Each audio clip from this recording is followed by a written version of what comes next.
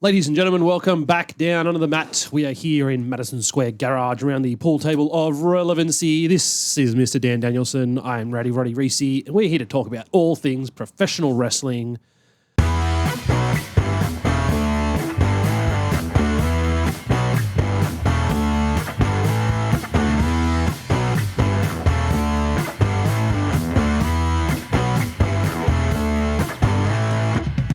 It's been a hell of a weekend so far. We are at day 1 of 2 watching too much wrestling. We've watched AEW All In today, and we're here to talk about Saturday night's main event and all other things WWE just before WWE Evolution tomorrow.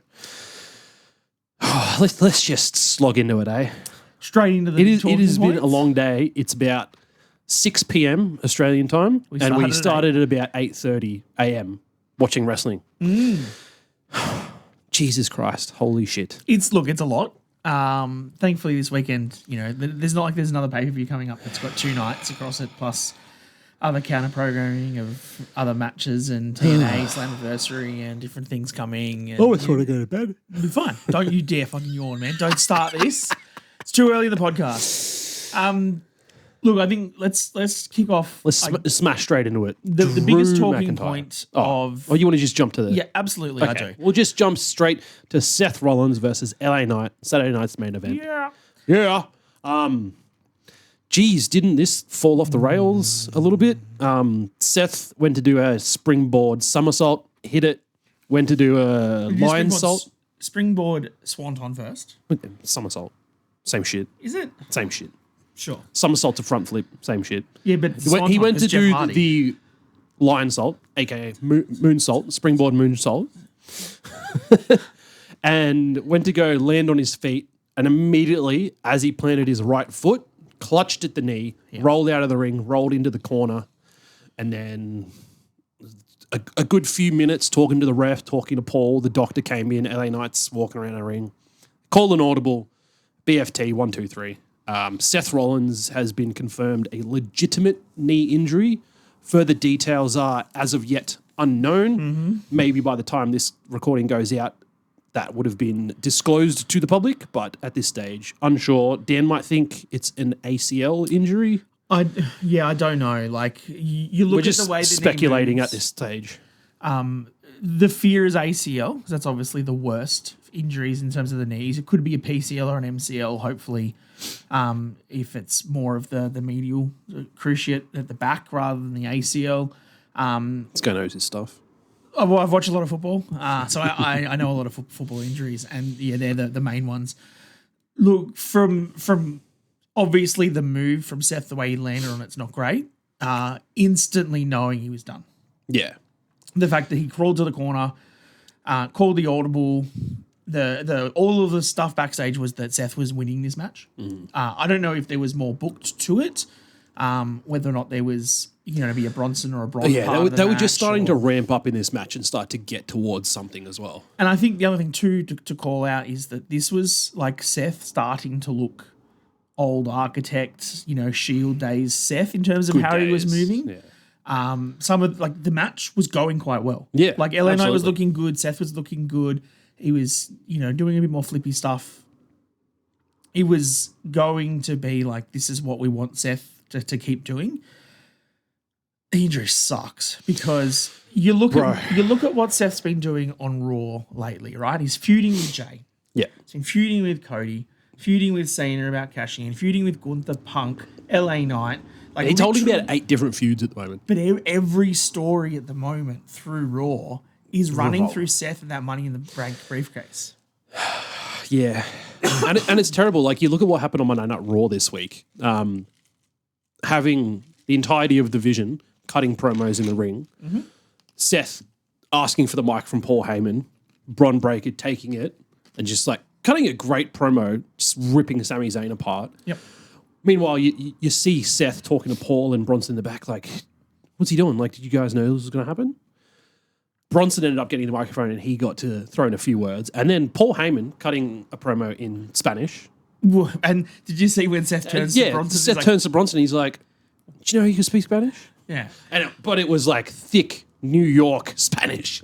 But again, whatever Bronson is doing, whatever Bron is doing is based It's all around tied Seth. to Seth. And like, it's such a pivotal part of Monday Night Raw at the moment, especially with that briefcase, threatening Cena, threatening Gunther and their titles. And the history's got with Cody. Yeah. Like even with what we predict happening at SummerSlam with the double turn between Cody and Cena, which pinned to the top of our TikTok page. Go have a look. Yeah, go look at that. But like even with that, you've still had the threat of Seth cashing in on either one of them at some point because he's got history with both. Yeah. It's like, this sucks. And what's going to happen? The problem you have too, right? Look at what happened a couple of weeks ago with Liv Morgan. Yeah, apparently, like, she gets injured and then the entire WWE Evolution card has to get scrapped and redone. Yep. And so I would have a very strong suspicion that this injury to Seth, if it is as legitimate and serious as we think it may be, changes a whole bunch of plans. Yeah, especially it changes what happens at SummerSlam. It changes what happens with the cash-in. It changes what happens with Gunther. Like, what do you do with the briefcase? Like, I've suggested to you. Let's get to that. What I think that they should do is not put it into another match, not have someone else win it, because I feel like that's cheap. Yeah. If Seth has the opportunity to return in a few months' time, because remember when he had the World Heavyweight Championship a year or two ago when he first won it, and he didn't relinquish it, and he ended up having the match at WrestleMania for it. That was fine. Everyone was like, oh, he should. It's 3 months out. Well, no, it was actually okay because he was still around on TV enough. Yeah. I think if that's the case, you keep him with it and you just give the briefcase to Heyman. And then Paul Heyman has it. Paul Heyman threatens that they can cash in whenever they choose. He might use Bronson for 1 week. He might use Bron the next week. But like that division, keep the briefcase. Yeah. But if it's an ACL and Seth's out for 12 months and he's not coming back, do you formally sign the briefcase over to Bron or Bronson? Or do you have to then put it into a match at SummerSlam and someone wins the Money in the Bank? Yeah, we've still got 2 days until Monday Night Raw as of this recording. It's probably already happened by the time this goes out. Probably get more information there, and I feel like depending on what information we get in the next 48 hours and what happens on Monday Night Raw, it'll give a better picture of what this future is going to look like for that Money in the Bank briefcase and for Seth Rollins and the Vision. I think best case scenario, the briefcase stays with the Vision and Bron holds it, I guess. I feel like he's probably the better option over Bronson. I think so too. And then he's the one they were going to propel at the end of this, regardless. Yeah, and then if Seth can get fit in time and come back before that contract expires, he can take it and run with it unless they cash in beforehand because they find a perfect opportunity to use that briefcase to elevate Bron to that main event level. Because, it could change all their storylines. Like, they might have been banking This on... throws War Games out the window. Oh, Team Seth versus Team whatever, Yeah. There you have it. Like, something that's wild. Like 4 months away is now affected because of this injury, potentially. And do you think... I mean, look, I don't want to... You don't want to wish injuries on anybody, and obviously that's not what anyone's planned. Obviously, it's a horrible accident. But do you think if WWE wasn't trying to counter-program All In, that they wouldn't I don't like where you're going. Put someone like Seth on this kind of show? Because if you think... you could have easily kept... Could just be LA Knight, Goldberg and... Oh, you could have easily kept LA Knight and Seth to SummerSlam and put LA Knight against Bronson or Bron on this card. Yep. But you've got to put your biggest stars out there to try and counteract All In. And this is what happens. Santi said it himself. He was off the back of, 8 hours of watching wrestling. Yep. By the time he was reviewing shows. And AEW clearly won this weekend. And if you've watched this podcast a lot, we like to shit on AEW a lot. And we're pretty heavily favourable towards WWE. AEW won, plain and simple. Look, if you go and watch our All In review show, please do. We love you to like and subscribe it. Yeah. There was a lot of booking decisions and things I think Tony Khan did in that show that weren't the greatest. But in general, the wrestling in ring was quite good. It was a great show. And I think coming out of that and then us watching Saturday Night's Main Event afterwards showed the clear differential between what the products are. Yes, and I think that was evident with the first match off the ranks. Randy Orton and Drew McIntyre both coming out with their respective, now confirmed tag team partners for SummerSlam. Hooray, RK Roll. What the fuck are you guys thinking? That's so bad. Randy comes out with Jelly Roll, Drew with Logan Paul, and just like the first match, this 10-minute match, such a drastic presentation in a wrestling product. And to be honest, I wasn't vibing it at all after watching AEW, especially after watching Texas Death. Traumatized from that. No forks in Saturday Night's main event whatsoever. No forks given. Look, this obviously started from the SmackDown, right? Where you had Jelly Roll doing his concert in Nashville or whatever. And gets then interrupted by Logan Paul. comes out. And look, I love Logan's promo here. I think that this was fantastic. Amazing heel work, dude. For him to say, you don't want celebrities in our business. We've worked so hard to have this ring what it is. Such a hypocritical comment. Brilliant, right? Absolutely love it. And I think that it's so funny that Drew is the one that is siding with Logan because he's also a massive hypocrite, but he doesn't know that he's a hypocrite. I don't think that like Randy Jelly Roll saying like I want to come out with you and help you out. That's fine, great, cool. Jelly Roll wanting to be with Randy Orton makes sense. Why those two will go to the ring.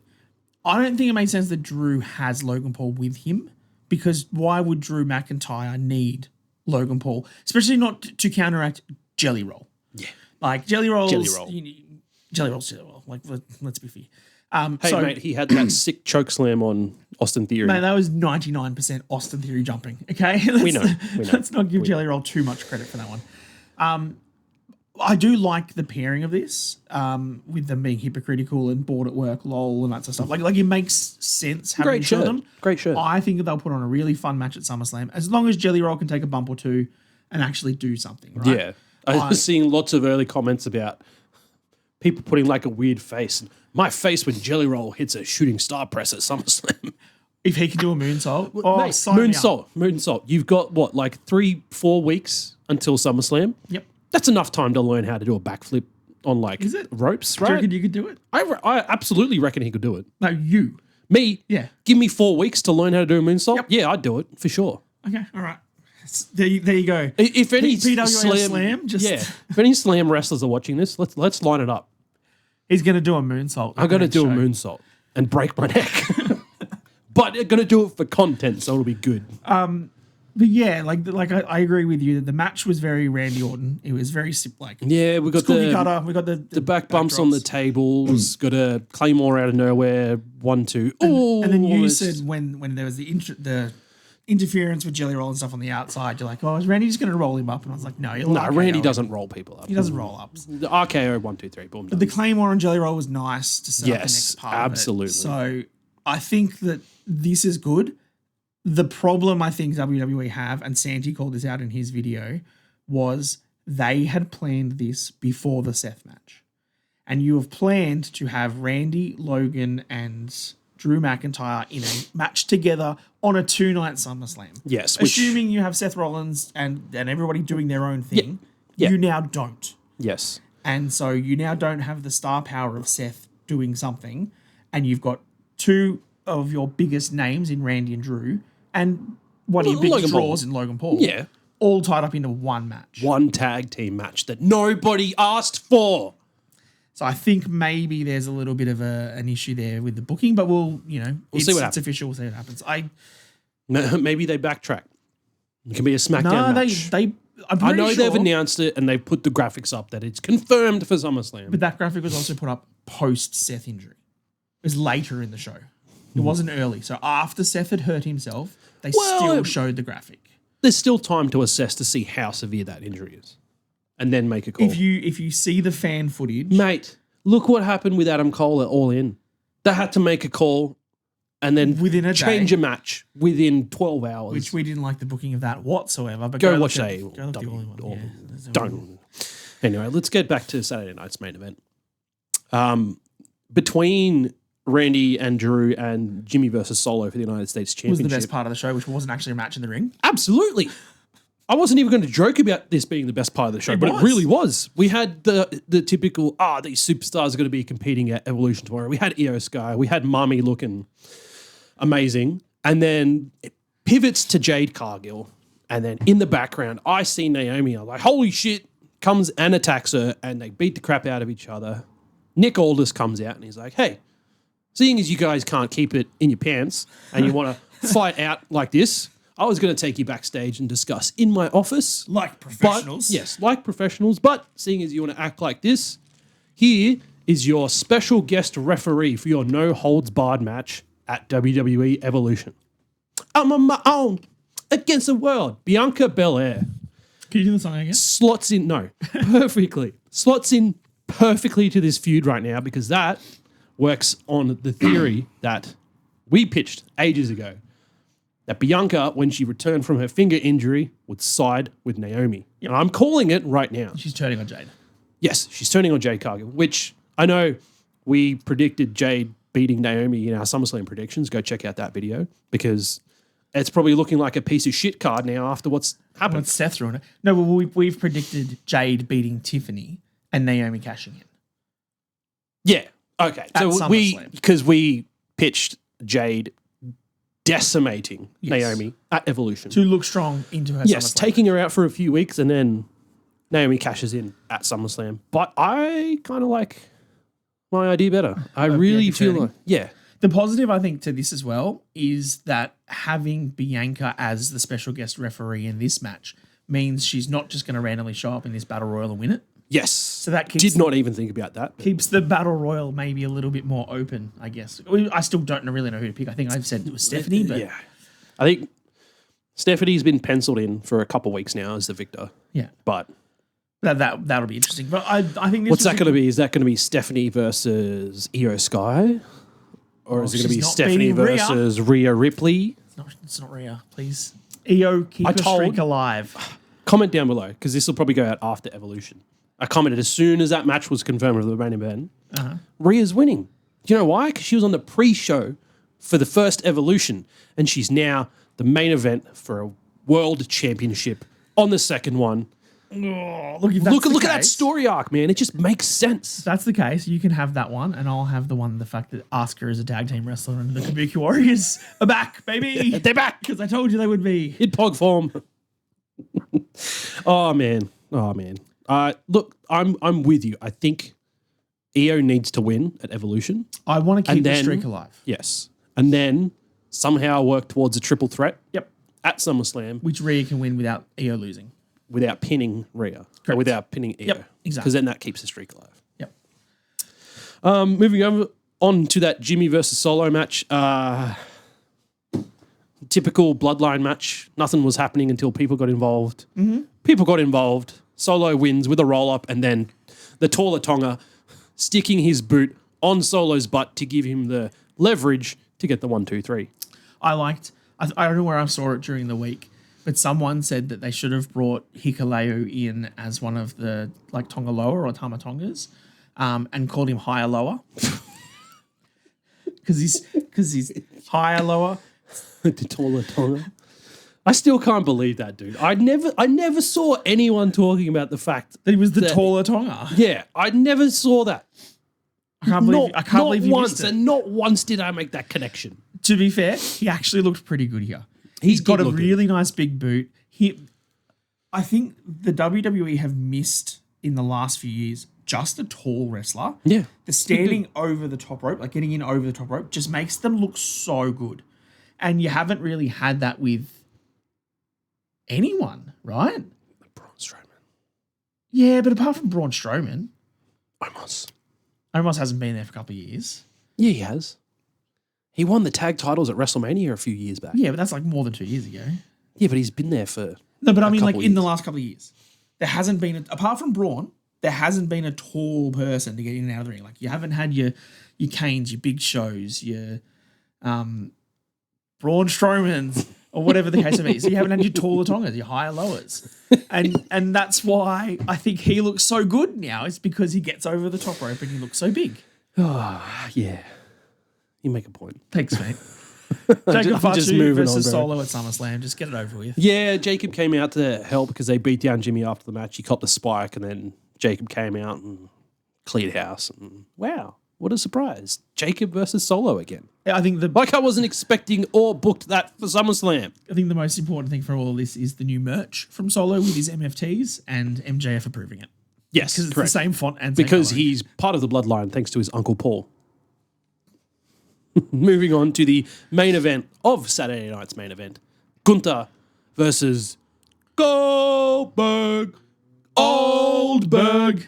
We synced that. That was good. That was really well done. good. Yeah, I like that. Look, it was a match that happened. I don't know if I would ever watch that again because I generally don't do that with wrestling anyway. So, But moving on. I will give credit. Like, we were like, this is going to be a 3-minute match. Goldberg's going to be able to move. There's going to be spear. To be fair, he looked pretty bloody stiff in that ring. He did look very stiff, but also Gunther got like 10, 15 minutes out of him.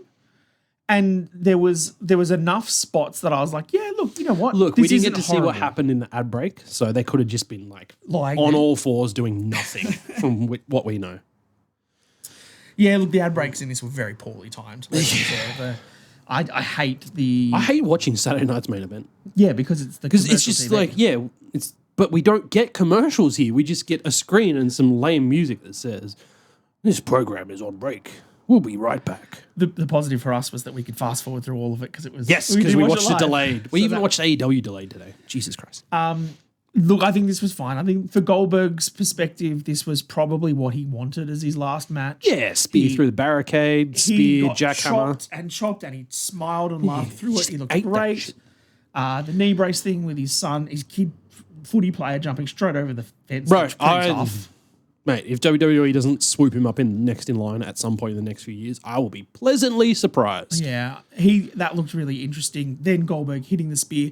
Massive shout out. A little Nate copping a Little spear, bro. Nate, mate. Get a goddamn better insurance company and ask Need for some a raise. healthcare, mate. Because They do healthcare in the United States.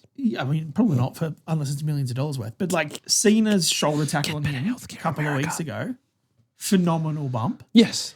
And This then he one gets was even better. speared by Goldberg. And that was like a proper spear too. He throttled him. But this is what we wanted. Right? Yes. But yeah, we got the spear, we got the jackhammer, we got the Visible pin. Well, visible pin. Ref came. Oh no. He went to pin and then he fell off because his knee was sore. And then the ref came out and was like, "Goldberg, you have to pin him." Oh, gets on him. 1, 2, kick out. Sleeper, Gunther wins. Which it, I it was said- kind of anticlimactic. which I said was going to happen was that Goldberg would not tap out. And he No, did. he wouldn't tap out. He didn't get pinned.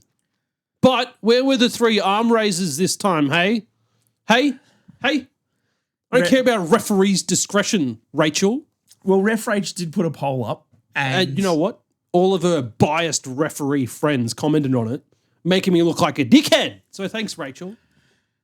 Appreciate did you. we though. did we come to a conclusion that it should be the 3? Referee's discretion.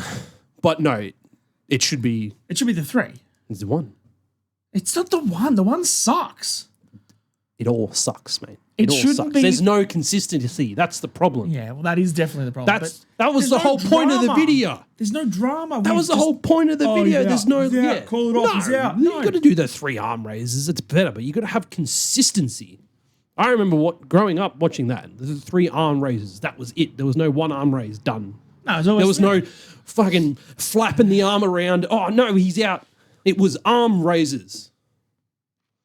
More emphatic. Anyway. The other, obviously, crappy part to this, and then again, we'll go back to the commercials and us watching it on delay, was that afterwards, Gunther had after Gunther had the win, Goldberg had his little speech with his family in the ring, Which got cut off by the which got cut off. Because after the match finished, Come on, they went guys. to commercial for 3 minutes with 4 minutes left on the broadcast. Why? I don't know. That's horrible. I don't know, dude. That's dumb. There was fan footage too that Cody Rhodes was there and he came down and had a little thing with Goldberg after the match. So Because they're Atlanta, Georgia boys. Lena. So nice that ATL. the crowd got that. But I mean, it would have been nice to see that on TV. Yeah. Just saying. Shall we touch on some other stuff during the week? Yeah. Raw and Smackdown. that leads into obviously what we just watched and Yes, but let's Evolution. we touched on the Vision all cutting promos in the ring. Yep. Let's follow on from that. Karrion Kross attacks Sami Zayn again on his way to face pipe, Bron yeah. Breakker. Yes, Sami, as valiant as he always is, agrees to continue the match and gets decimated by Bron Breakker. Happy birthday, Sammy, too, by the way. Yeah, Rami. Go Remy. and read his Instagram posts. Yes. I support him. Not commenting on political ties. Humanitarian allowed to. decisions, not political. Yeah, fair point. Anyway. This shit makes me awkward. Don't make me comment on stuff like that. Bronson also lost by DQ against Jay Uso. Man, it's been nearly a week. It was like 14 wrestling shows ago. Bro. So long We've ago. watched 27 hours of wrestling since then. Lost by DQ, but absolutely decimated Jay as well. So We wanted more tsunamis. the Vision's trajectory for that night was on the ups, which was great to see. And then you could say they snapped on Saturday. Too soon? well, Possibly. the main event would be Seth Rollins versus Penta. And one interesting thing that I noted towards the finish of the match was an seemingly accidental low blow to Penta, which Seth then capitalized on, hit the stomp, and got the 1, 2, 3. That sounds like someone else's shtick at the moment, capitalizing on low blows and then getting the win. Roman Reigns? Like John Cena, dickhead. Oh, John Cena. Like he low blows Well, people. that was Roman's thing. Remember the kick out straight into the Yeah, I do remember that one. Yeah. That was kind of what happened with Seth, except that, like, he was going for a pedigree or something, and he just then like he headbutted up. moved up, Yeah. boom, straight in the groin. His poor Straight in the- cojones. Straight in the yam bag, as Taz would say. Jesus Christ. Right in the yam bag. We got El Grande Americano in the ring fighting Dragon Lee, I think it was. I can't remember, bro. I just remember laughing the entire match, watching El Grande Americano Americano. Yep. Jesus. He was about 2 Calm or 3 down. inches taller than he was Yeah, a before. little bit taller than he usually looked, but yeah, just something about the way he moves in the ring is very familiar. I didn't notice, but was he wearing the same CG boots? Because I feel like that'd have to be a really nice touch if he could do that. Did not pay attention. Yeah, we've got to look next week. Gotta If he's look. wearing the same boots, Mate, if he's wearing... especially the ones that Chelsea Green gave him. Yeah. Yeah. Roxanne lost by backslide earlier in the evening against Kairi Sane. How you going, Kingsley? And then that's where, hope you're doing well over in Canada.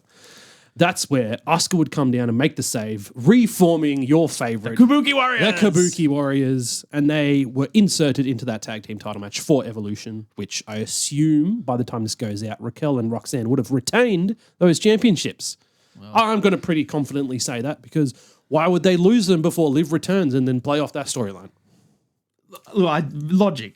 Absolute logic, and I agree with you completely. Yeah, exactly. But spanners have been thrown in the works. Yeah. Left, right, centre, so who goddamn knows? Oh, mate, if we get to this, by this time this comes out, and Zarya and Sol Ruka have somehow managed to win those tag belts, I'm going to be chuffed. More Australian with gold. Love it. Yeah. Sign me up. Look, that pretty much covers it from Monday Night Raw. Oh, I guess we can maybe kind of mention Lyra doing somewhat good on the microphone, cutting the promo against Bayley and Becky. But Don't remember. yeah, I feel like that promo was kind of... I'm just interested to see how they do that match at Evolution and then run it back at SummerSlam. Yeah. Like what? That's all that's going to happen. How's the finish? I don't really remember. Does Mercedes come back? Or she didn't win a title at All In. Spoiler alert. Go watch our video. Thank God. I don't remember much. I'm so happy about that. I don't remember much from SmackDown either. Good thing I got some notes. The one thing I do remember from watching SmackDown, and I think I commented this to you when we were talking about it, was that it still felt like they were trying to jam 3 hours of stuff into 2 hours. It was They a did mess. not pace this show very well at all. The fact that Tiffy and Trish, didn't get entrances for their segment. They got, like a 4-minute segment where they said a few lines and then it was done. Naomi came out and then got immediately attacked by Jade Cargill and then, like, that was it. And then they cut to... It wasn't good. No. Speaking of not just good, absolutely crammed together. that was my alarm. That's a little fucking rude, Dan. Sorry. We're here podcasting. Speaking of not good, the Wyatt Six winning the tag titles. My note was, Wyatt's win? Wyatt's Get it? win. I like that one. Wyatt's. Why? What? As far as Wyatt Six, Bray Wyatt, Uncle Howdy, all of the above, gimmicks like that don't need championships. Yeah, I agree. It was great for Bray to have a title. The Fiend, maybe not so much.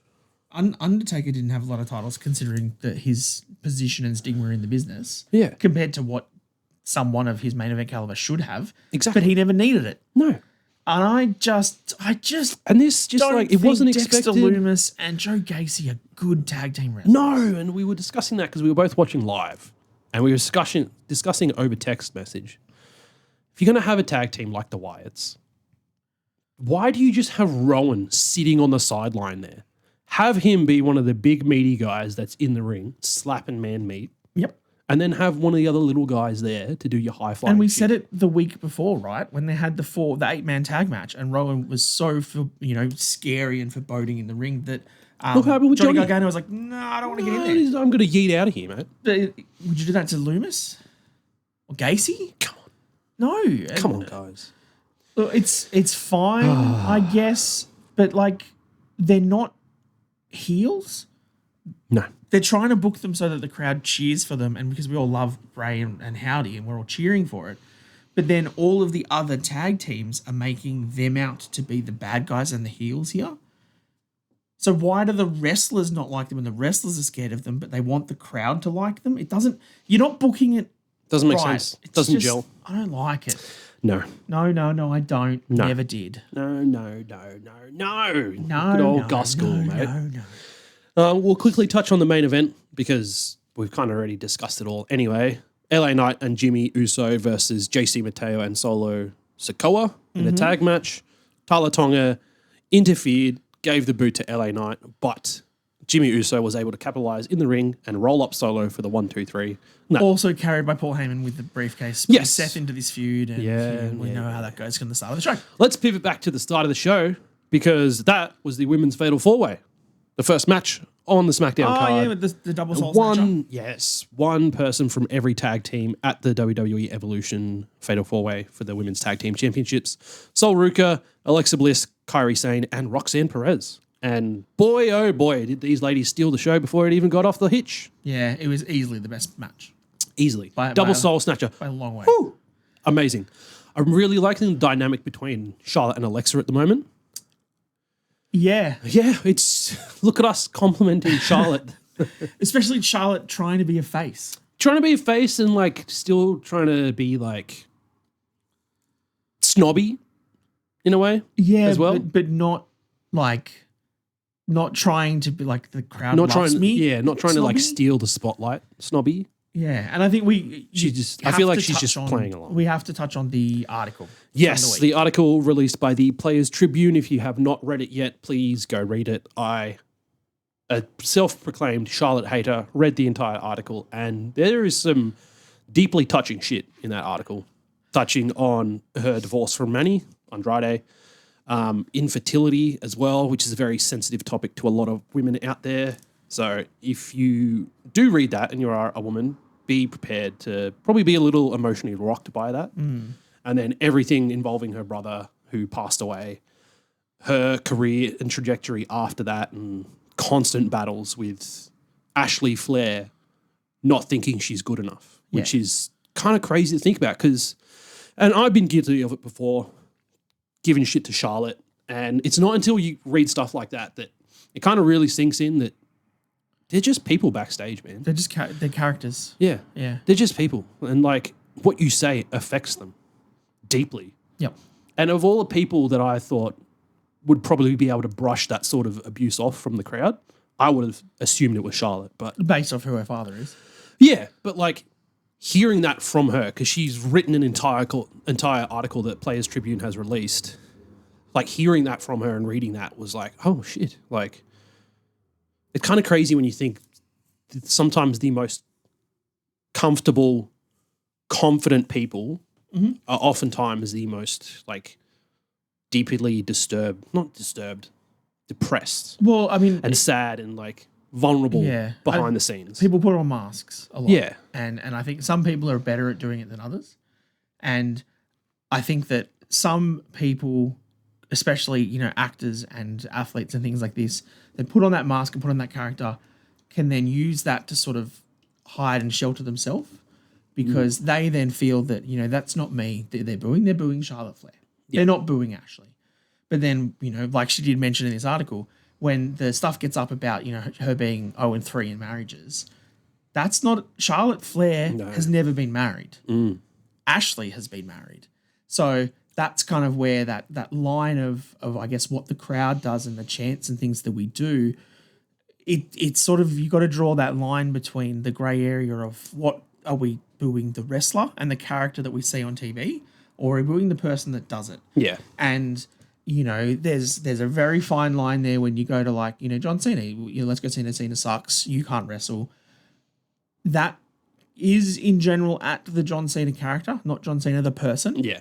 But there's a line, and I think some people cross it. And when you've got, well, we've talked about here before, people that create burner Twitter accounts and death threats to people and stuff like that, like, you're crossing that line. And like Ashley put in this article, when the comments are being made around Ashley the person and not Charlotte the wrestler, that's where it gets too far. Yeah, absolutely. And don't ship items directly to superstars' houses. Rhea has come out again on social media this week. One. Yes, another one.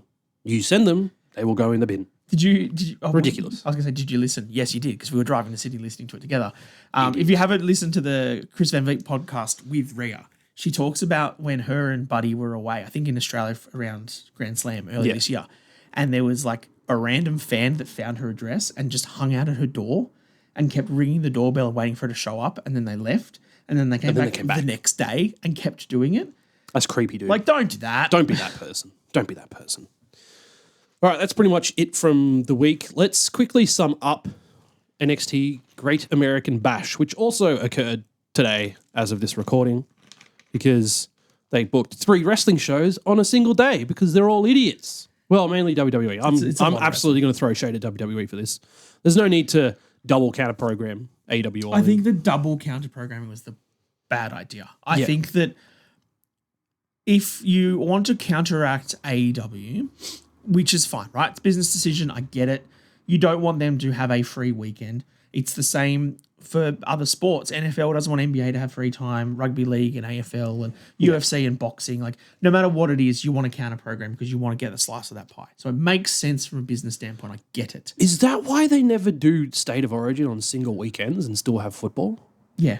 Oh, that makes so much sense now. I've never connected the dots like that. Yeah, exactly. So I understand it from that perspective, but I think if you're WWE, you need to learn that, I don't think Saturday Night's main event is it.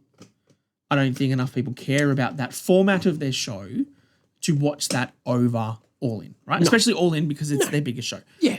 I'm fine. You chuck NXT on and you have those that are passionate about the WWE product and the future of the industry. Boom. They will watch that show. Yeah. That's cool. They'll do their best, and you're not losing out on NXT. No. You're losing out with Goldberg and Gunther and Seth Rollins not drawing people's attention when Hangman Adam Page is sticking a fork in John Moxley's head, right? People are watching the AEW product over the WWE product. And we will both agree that despite some poor decisions and 6.5 or 17 hours worth of AEW All In, I can't remember how long it was. Fightful has confirmed it has now surpassed WrestleMania 35 as the longest running pay-per-view ever. Very long time. Because that was a long-ass pay-per-view. But people were watching that over the WWE product. So I bet you don't remember what half of that card was, do you? WrestleMania 35. I bet you remember what the main event is, right? The main event was the Women's Triple Threat, which started after midnight. Yes, Other than that... what opened the show? Bro, I can't remember what opened the show. Seth Rollins versus Brock Lesnar. What else was on that card? 35? Yeah. No. Roman Reigns did something. Drew versus Roman Reigns. Okay, yeah. What else? I don't remember. Fucking Kofi Mania, mate. Oh, was it that year, was it? I remember Kofi going through that's why match. A 2-day WrestleMania format has become so beneficial, because you can now kind of differentiate what happened. You know what happened. Other than watching a 6-hour pay-per-view like WrestleMania 35. Ridiculous. Of the NXT matches from the Great American Bash today, Javon Evans beat Jasper Troy. Yes. Okay. Well, the fact that Jasper Troy had an NXT title match against Obafemi recently, wild to think about, because the dude just came off LFG, yeah. I'm not surprised that Javon beat him, but also, like, Jasper Troy is a big dude, so I feel like maybe really pushing Javon I feel like Javon could have eaten a loss there and come out unscathed, essentially. But it is what it is. Sol Ruka retained against Izzy Dame. Yep, happy with that. The match of the night, from what we saw on the highlights, and one I do want to go back and watch the whole thing of, is Ethan Page beating Ricky Sainz in a Falls Count Anywhere match. Yes, that looked brutal. Oh. There was some spots in the Mox and Hangman match with some chairs. Boy, there were some spots in that match for sure. Where they did some chair spots that looked bad, and then we went and saw the highlights for this, and I was like, oh, they did the same chair spots. The same. The inverted chair spot, suplex onto it. Yeah. Oh, that looked painful. The 4 seated, and then powerbomb onto it. Boom, done. And then there was the razor's edge off the ramp onto 2 tables. Huge spots. So massive props to Ethan and Ricky for that. Go and watch Ricky. You haven't seen it yet, but go watch Ricky Saints chat with Cody Rhodes on his podcast. Or maybe not. It's quite interesting to see how much Ricky and Cody are obviously good mates. Yeah. But they go into a lot of their history and AEW times, and when Ricky was cheering him on at the Royal Rumble and WrestleMania and stuff, and got in trouble for it supposedly. So that's interesting. Oba beat Inamura with Josh Briggs. Don't care. Yeah, Josh Briggs is kind of throwing a spanner in the works of that tag team at the moment, but again, I haven't watched NXT in a while. I think they're just treading water with Obafemi until Trick Williams is dropping the TNA titles and have another match with him. Nah. No? I don't reckon Trick gets that title again. So then who's versing Obafemi? Because I don't believe anyone... Are you going to put Tony against him or Stacks? I don't give a shit. And then Jordan Grace and Blake Monroe defeated Fatal Influence with Blake Monroe pinning... JC Jane. The champion, JC Jane. So we have Jordan versus JC Jane for the NXT Women's Championship on Evolution. I am going to and you also take had a long Masha shot. Slamovich interfere in this match. Yes, we did. Champion. I'm saying JC retains. She then goes on to face Masha Slamovich and beats her and is the double champ. Shortly after that, JC Jane will lose the NXT Women's Championship to Blake Monroe because she pinned her in a one-on-one. She's not JC 2 belts for very long. No, like what happened with Stephanie. Maybe she can have a successful double defense in one night or 1 week or whatever. Yeah, okay. But give it a couple weeks maybe, and then JC's not champ anymore for TNA. I mean, NXT, she'll be TNA Knockouts champion for a bit and then drop that to whoever. I don't care. Indy Hartwell. Boom. There we go. I said it. I said it. I manifested it. Put it out into the universe. Indy retained a title on the weekend and then got attacked by Shotzi. So interesting stuff on the Indies.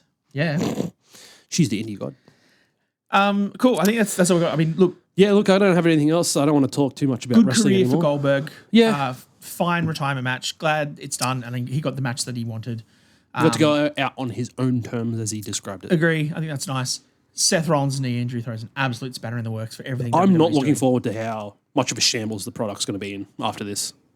Yeah, I'm worried. I'm interested to see how they recover. I feel like how SummerSlam shapes is going to be a bit iffy now, but maybe it'll give us some trajectory post SummerSlam of what the rest of the year might look like. Yeah.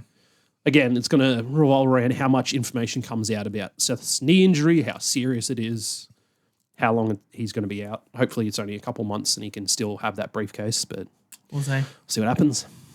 It's unfortunate. So, yep, that's about it. Thank you for tuning in. We'll see you again tomorrow as of recording, but maybe in a couple days for our WWE Evolution review and thoughts. And hopefully we predicted everything right. Except the Rhea win. We don't want Rhea to win. No. Well, we do, but we don't. We do, but we don't. We want Mummy to be champ again, but we want EO's streak to retain and be alive forever. Because there's no way she can do it, right? DQ, I guess. Yeah, but then EO doesn't drop the title. Exactly.